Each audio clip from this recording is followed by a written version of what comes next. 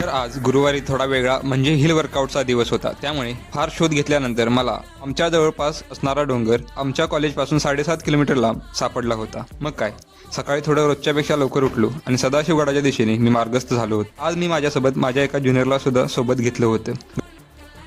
Guys, I am here at the Sapkar, unfortunate athlete from GCA Karad, and with me, the elite athlete of the GCA Karad is Shri. गडाच्या पायथ्याशी पोहोचल्यानंतर आम्हाला समजले की वर जाण्यासाठी पायऱ्यांव्यतिरिक्त अन्य कोणतीही पायवाट नाही. म्हणून मग आम्ही वर खाली करत अटॅक अप हिल आणि रिकव्हरी डाऊन हिल हा परिपत्रकातला वर्कआउट पूर्ण केला. त्यानंतर मग आम्ही कॉलेजवर परतताना पुन्हा 10 मिनिटं स्लो रनिंग करत उरलेला रस्ता आम्ही आडमार्ग शोधत चालत पूर्ण केला. शुक्रवारी तसा सुट्टीचा अर्थात आरामाचा दिवस होता, पण मागच्या आठवड्यात जेट स्पोर्ट्स इव्हेंटमुळे चुकलेला वर्कआउट आज पूर्ण करण्याचा निर्णय घेत मी सकाळी 6 माइल्स मसूरच्या दिशेने 5 किलोमीटर जात आणि पुन्हा परत येत पूर्ण केले आणि संध्याकाळी 33 मिनिट स्लो रनिंग रिकव्हरी पेसने पूर्ण करत मी आव्हान बरोबरीत आणून ठेवले. पुन्हा शनिवारी सकाळी उठून 8 माइल्स पळायची होती, म्हणून थोडं लवकर मैदानावर आलो तर रोजच्यापेक्षा थोडी जास्तच थंडी पडली होती आणि काल जरा जास्तच कष्ट घ्यावे लागले होते. त्यामुळे क्षणभर रूमवर परत जाऊन अंथरुणात बुडूप होण्याचा विचार आला. पण दुसऱ्या क्षणी चतुर्चाणाक्षमनाच्या बेलगाम घोड्यांना विवेक बुद्धिरूपी